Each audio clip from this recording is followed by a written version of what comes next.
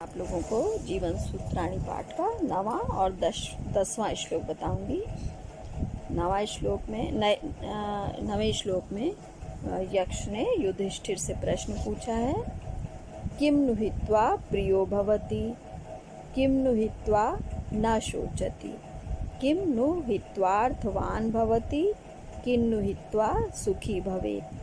किम माने क्या, नु माने निश्चय ही, हित्वा माने छोड़कर, प्रियो प्रिय, भवति हो जाता है। तो मनुष्य क्या छोड़कर प्रिय हो जाता है। किम नु हित्वा ना शोचति, किम माने क्या, नु माने निश्चय, हित्वा माने छोड़कर, ना माने नहीं, शोचति माने शोक करता है। तो मनुष्य क्या छोड़कर निश्चय ही शोक नहीं करता है।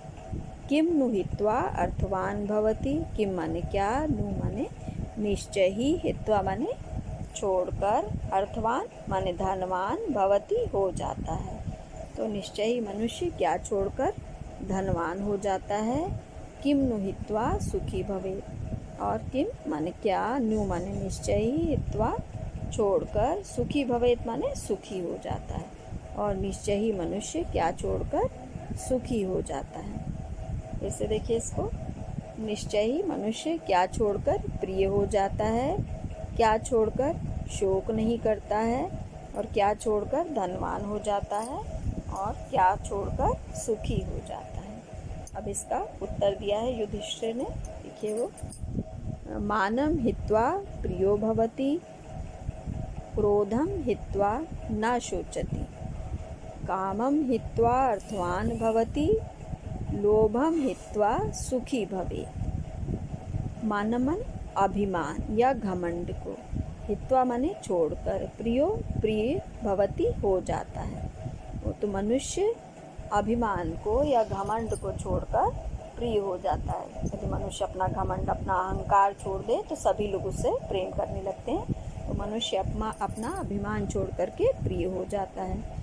क्रोधम हित्वा न शोचति, क्रोधम माने क्रोध को, हित्वा माने छोड़कर, न शोचति मतलब नहीं शोक करता है। यदि मनुष्य अपना क्रोध छोड़ दे, गुस्सा छोड़ दे, तो फिर उसको इस बात का शोक या दुख नहीं होता है।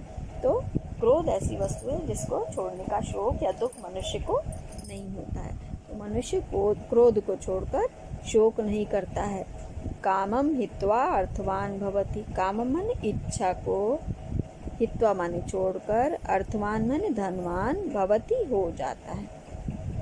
तो मनुष्य जो है कामनाओं मतलब इच्छाओं को छोड़ करके धनवान हो जाता है। जब मनुष्य के अंदर और ज़्यादा पाने की लालसा या इच्छा ही नहीं रह जाएगी तो वो अपने आप जो उसके पास है उसमें ही वो संतुष्ट रहेगा। तो कहा भी गया है कि सबसे बड़ा धन जो क्या होता है, संतोष है।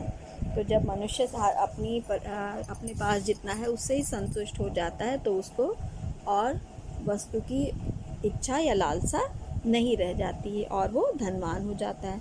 तो मनुष्य इच्छा को छोड़ करके धनवान हो जाता है। और लोभम हित्वा सुखी भवेत्, और लोभ माने लालच को, हित्वा माने छोड़कर सुखी हो जाता है। मतलब जब व्यक्ति और अधिक पाने के लालच नहीं करता है तो वो जितना है उसमें सुखी, संतुष्ट और सुखी रहता है। तो लालच को छोड़ करके मनुष्य सुखी हो जाता है। फिर से देखिए इसको, मनुष्य अभिमान को छोड़कर प्रिय हो जाता है, क्रोध को छोड़कर शोक नहीं करता है, और इच्छा को छोड़कर धनवान हो जाता है, और लालच को छोड़कर सुखी हो जाता है। ये 9वां और 10वां श्लोक था।